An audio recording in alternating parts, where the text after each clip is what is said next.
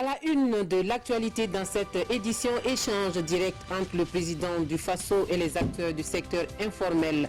1000 entrepreneurs locaux venus de toutes les régions du Burkina Faso pour ce face-à-face avec le chef de l'État sur divers sujets et préoccupations sur la contribution effective de ce secteur à l'économie nationale. Discussions et réactions à suivre dès le début de ce journal.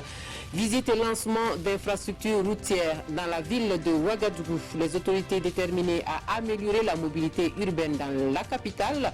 Les travaux de construction de nouvelles voies sont lancés à l'arrondissement 6. On fait le point dans ce journal. Bonjour, merci de suivre les actualités de la mi-journée sur la télévision de Burkina. Un très bon appétit à vous qui êtes à table. Cela dit, un entretien direct entre le président du Faso et les acteurs du secteur informel. Le dialogue se veut franc et sans langue de bois. 1000 entrepreneurs locaux venus des 13 régions du Burkina Faso pour prendre part au 3e Forum national de l'économie informelle saisissent l'occasion au bon pour ouvrir ce débat avec le chef de l'État. Tous les sujets sont abordés et les doléances sont nombreuses. Il est plus que temps que ce secteur, qui est le plus gros pourvoyeur d'emplois du pays, contribue réellement au développement de la nation. On fait le point des échanges avec Oscar Soulama et Mounir Akiri. Le président du Faso échange avec les acteurs du secteur informel. Par la voix de leurs représentants, ils exposent leurs préoccupations au chef de l'État. La difficulté d'accès des acteurs de l'économie informelle au financement public et privé. Il est en effet quasiment difficile d'avoir des crédits dans les structures publiques existantes comme le FASI et le FAPE. L'absence de subventions aux centres privés de formation professionnelle. Le coût élevé des marchandises dans la région du centre-Est, dû au non-dédouanement des produits au poste juxtaposé de 5 ans. L'accès au crédit, la construction de routes et de barrages, la réduction des tracasseries routières, la mise en place d'abattoirs frigorifiques, chaque préoccupation a trouvé réponse. Notre souhait à tous, c'est de faire en sorte que l'économie dans toutes les régions de Burkina Faso soit améliorée, mais il est évident que nous ne pouvons pas penser que tous les secteurs et tous les segments d'activité ne sont que du ressort que de l'État. Et pour une contribution plus efficace du secteur informel à l'économie nationale, le président du Faso encourage les acteurs à se constituer en réseau. Ce que je voudrais recommander au secteur informel, c'est que quand on est faible, on ne peut pas se développer tout seul.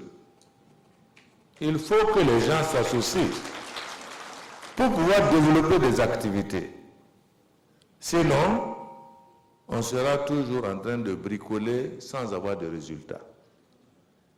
Et c'est pourquoi je voudrais, en tout cas, lancer un appel au secteur informel pour que dans différents secteurs, ils puissent réfléchir ensemble pour capitaliser les moyens qui peuvent être mis à leur disposition, mais pour également développer ensemble des activités.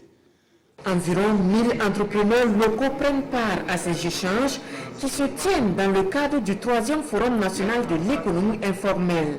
Rendez-vous est donné dans 2 ans pour la 4e édition.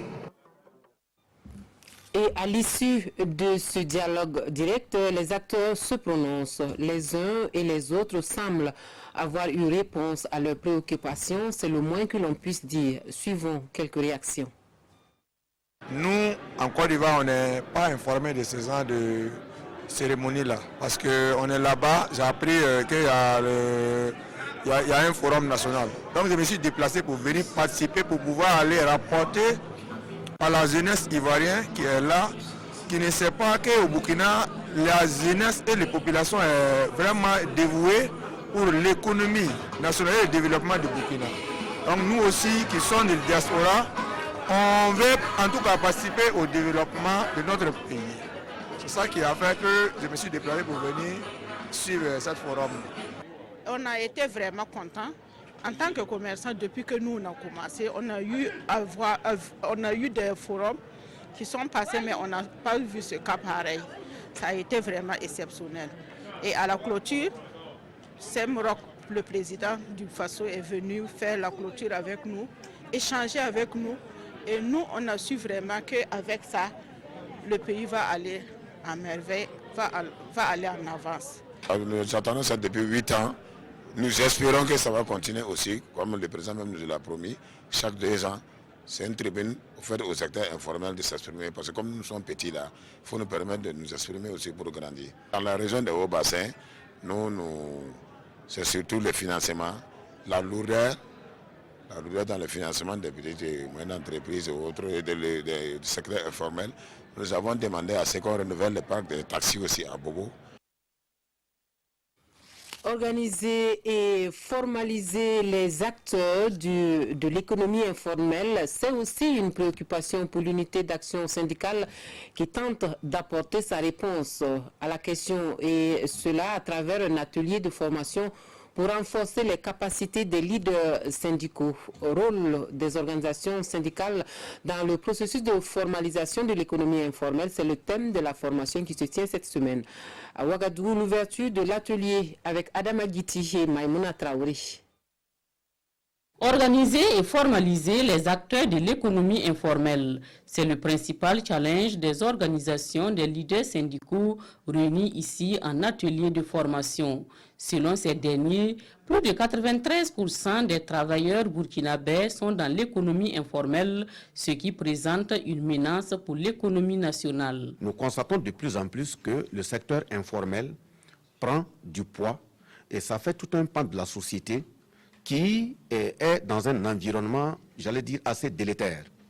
Et si nous n'avons pas un regard assez serein, assez exhaustif, on peut laisser des acteurs assez actifs qui contribuent beaucoup au développement des différents pays en termes d'économie, nous allons les laisser sur le pan des routes.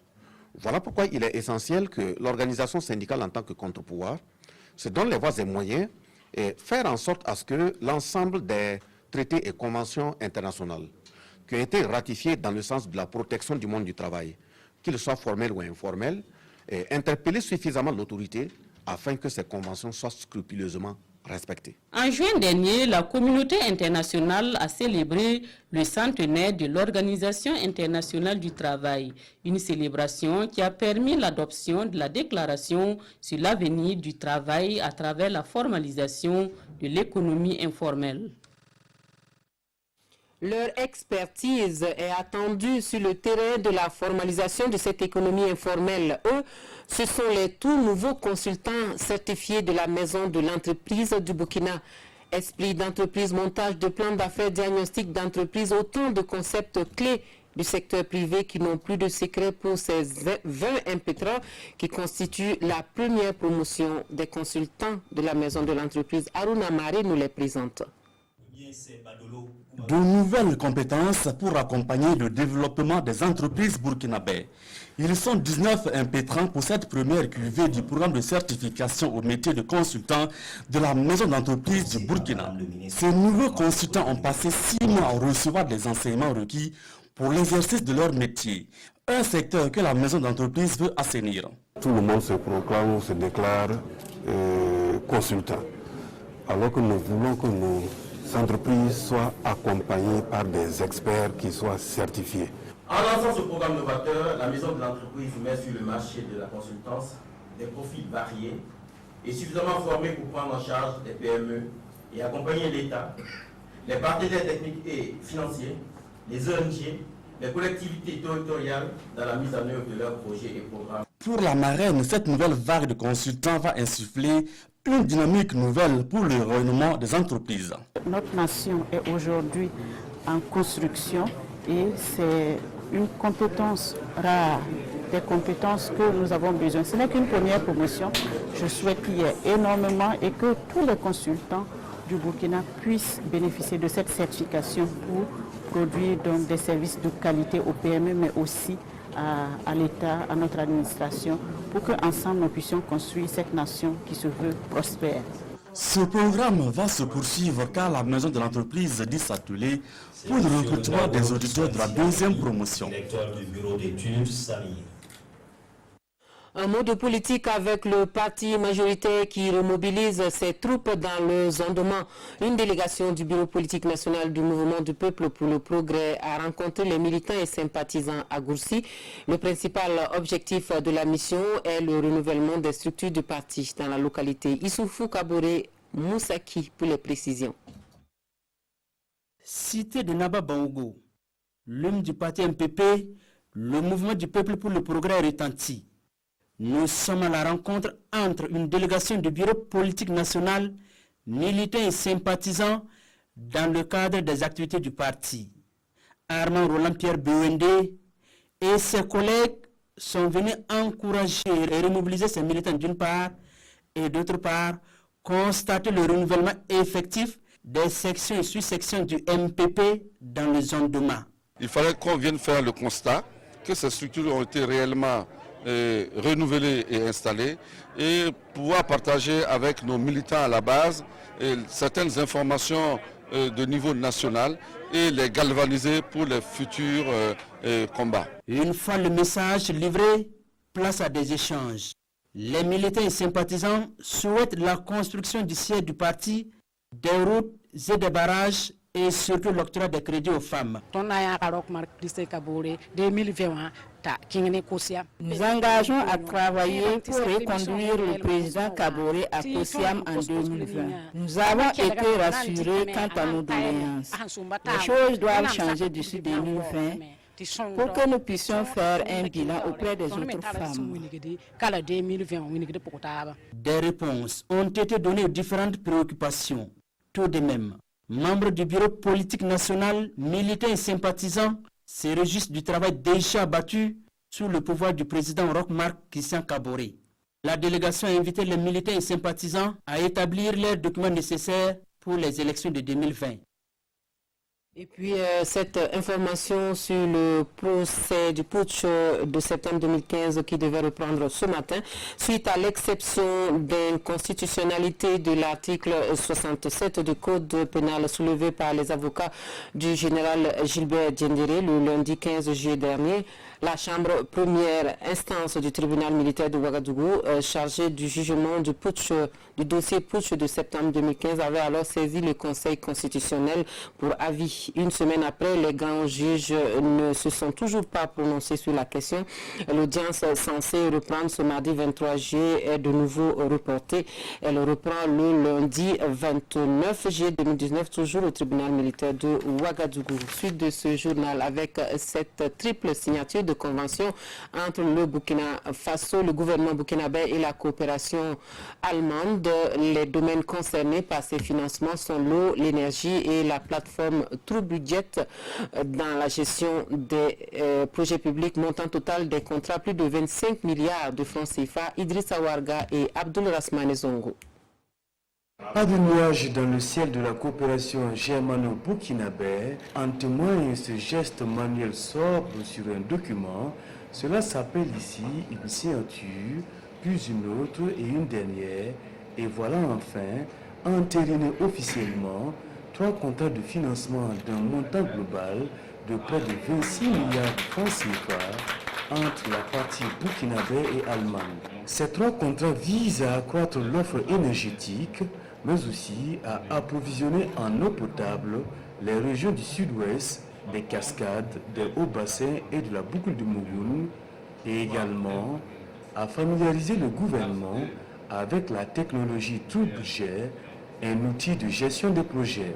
On a signé aujourd'hui 3 accords sur 3 thèmes différents, l'eau potable et assainissement pour 4 régions dans l'ouest. On a aussi la construction d'une centrale de l'énergie solaire pour Bobo Dioulasso. Et le 3e projet, un nouvel programme technologie. Les bénéficiaires dissimulent difficilement leur sentiment. Et le projet dans les 4 régions va nous permettre de créer 16 nouveaux centres où il y aura l'eau potable aussi bien au niveau des abonnés que des bonnes fontaines. Cette centrale de 14 MW que la République fédérale d'Allemagne, en tout cas, va financer, va nous permettre donc d'améliorer l'offre énergétique et permettre de satisfaire davantage notre clientèle. Ces 3 signatures de convention renforce davantage les liens de coopération entre le Burkina Faso et la République fédérale d'Allemagne. Amélioration de la mobilité urbaine. La mairie de Ouagadougou et le ministère en charge des infrastructures lancent les travaux de construction et d'aménagement de 2 voies dans l'arrondissement 6 de la capitale. C'est le projet de développement durable de Ouagadougou phase 2 qui entre ainsi en vigueur. Les autorités ont dans la foulée visité le chantier de reconstruction de la gare routière Ouagar-Inter. On fait le point de la tournée avec Nongba Kouda et Maïmouna Traori. Les travaux de construction et d'aménagement de voiries dans l'arrondissement 6 officiellement lancés. Au total, 9,4 km de route avec un délai d'exécution de 14 mois pour un coût global d'environ 9 milliards de francs CFA. Ces voies seront des voies du béton bitumineux, et des structures de chaussée en béton bitumineux avec donc deux voies. Il y aura également des couloirs de bus. Difficile accès au quartier périphérique, accident de la circulation, embouteillage pour les populations de l'arrondissement 6. Le calvaire n'a que trop duré et c'est à juste titre qu'elle salue le lancement de ces travaux qui s'inscrivent dans la mise en œuvre du projet de développement durable de Ouagadougou, phase 2, dont l'objectif est de raccourcir les distances, fluidifier la circulation et améliorer les problèmes d'inondation récurrentes. Nous avons fait ces choix d'investissement pour permettre à améliorer la mobilité dans cette partie de la ville. Ce sont des investissements structurants et des travaux de qualité vont être livrés très rapidement pour le plus grand bonheur de nos populations. Les autorités municipales ont un peu plus tôt dans la matinée visité le chantier de reconstruction de la gare routière Ouaga-Inter. Ici, les travaux connaissent un retard, mais l'entreprise promet l'ouvrage sera livré à bonne date. Nous sommes à 22,61% d'avancement des travaux pour des délais consommés à 52%. Ça s'explique par le fait qu'il y a eu tout le dossier d'exécution qu'il a fallu approuver. Deuxièmement, il y a aussi le contrôle de qualité qui doit se faire par le Laboratoire national des travaux publics. Nous espérons qu'en travaillant les nuits, les week-ends, on ira au plus tard le 15 janvier, on pourra livrer le chantier. Construction de voiries et de gares routières, Ouagadougou est en mouvement selon le maire de la commune et le gouvernement s'en réjouit. C'est l'illustration parfaite d'une volonté politique très forte d'assurer à la fois la mobilité urbaine dans la ville de Ouagadougou, la sécurité routière et d'offrir une plateforme logistique importante aux transporteurs de notre pays. À terme, Ouaga-Inter présentera ce visage, une gare routière moderne avec des équipements de transport, d'assainissement et de mobilité, une administration, une infirmerie, de l'éclairage public avec une toiture photovoltaïque intégrée. Et pour finir, le dialogue politique national commenté par les parutions de ce mardi. La revue de presse est signée Aimé Solange Digma. Dialogue politique national, ils ont discuté, se sont entendus sur tous les points sauf un, indique l'Express du Faso. Il s'agit de la carte consulaire aux élections, la seule fausse note de la symphonie de Kossiam, dira l'observateur Palga. Hormis ce couac, l'opposition politique s'est toutefois opposée au couplage du référendum avec toute autre élection, note le quotidien. Sinon, ça a été un mouvement d'union sacrée des fils et filles du Burkina autour des questions liées à la lutte contre le terrorisme, la cohésion sociale, la réconciliation et l'unité nationale, relève ce journal. Bravo donc à tout ce beau monde car ce n'était pas gagné d'avance, s'exclame l'observateur Palga. Les co-présidents du dialogue, le CFOP et le président de l'APMP se sont réjouis que la rencontre ait permis de faire bouger les lignes, souligne Sidoya, ou du moins ait servi à aplanir les divergences, les inquiétudes, les méfiances et les soupçons, précisent aujourd'hui au Faso, avec à la clé des recommandations à lire dans le journal Le Quotidien. Toutefois, insiste aujourd'hui au Faso, une chose est de coucher sur papier ces belles paroles et une autre est de les appliquer. Il faudra donc joindre l'acte à la parole, rétorque le journal Le Pays, car chez les hommes politiques, la bonne foi et la parole donnée sont les choses les moins bien partagées. Par conséquent, suggère ce journal, restons vigilants et croisons les doigts afin que cette réconciliation nationale et le retour définitif de la paix au Burkina ne butent pas sur des questions ultra sensibles comme celles ayant trait à l'appurement des passifs sur les plans économiques et surtout judiciaires et au retour des exilés politiques. Et au passage, la loi modificative du Code pénal est conforme à la Constitution selon le Conseil constitutionnel, signale le quotidien. Cette onction de Kassoum Kambou est perçue par bon nombre des hommes de médias dans le journal de tous les Burkinabés comme un coup dur pour la liberté de presse et un recul démocratique qui a pour perdant les citoyens. Mais lorsqu'on vous donne des libertés, il faut savoir en user, réplique le Premier ministre à ce propos. Et c'est la fin de cette session d'information. Merci de votre attention.